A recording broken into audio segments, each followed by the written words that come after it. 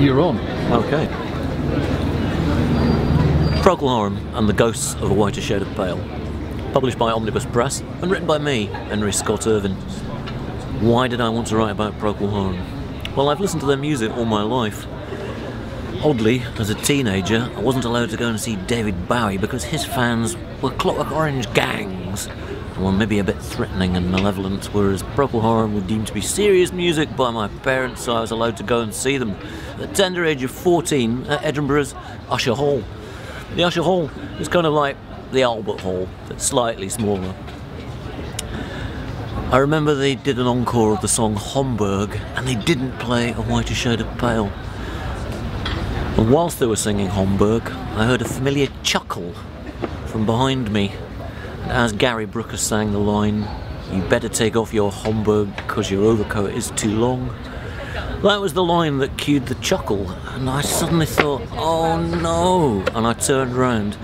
My dad had come to pick me up, because I was only 13, and he was wearing a Homburg and an overcoat that was too long. It all started there, and I've been listening to their music all my life.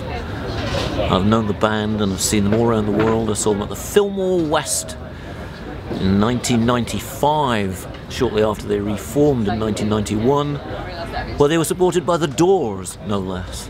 And we went up the steps and we could hear the familiar sound of Roadhouse Blues that spilled down the steps of the newly reopened Fillmore West in San Francisco. I've seen them play with orchestras, and I helped organise a gig at the Barbican in London with the London Symphony Orchestra, where they sold out within a day. A marvellous gig with a symphonic version of A Whiter Shade of Pale and The Salty Dog. And this year, in April 6th, they went to Wuppertal, land of the Upside Down Railway, the monorailway that was featured in Wim Wenders' film Alice in the Cities.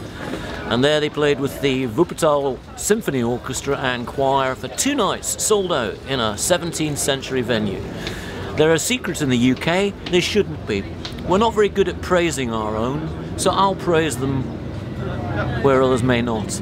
Luckily, this book has had 27 5-star reviews. Mojo said it was definitive and gave it 4 stars out of 5. Record Collector gave it 4 stars out of 5. Classic Rock Magazine gave it 7 stars out of 10. Thank you to David Quantick for that one. And to Fred Deller, who used to do the Fred Fact in the NME, for saying it was definitive in Mojo. Buy the book to celebrate Procol Harum. They're a fantastic band. Martin Scorsese wrote the foreword, Sir Alan Parker wrote the introduction, and Sebastian Faulks wrote the afterword. Need I say more? Thank you to them, and thank you to you for listening to this short plug.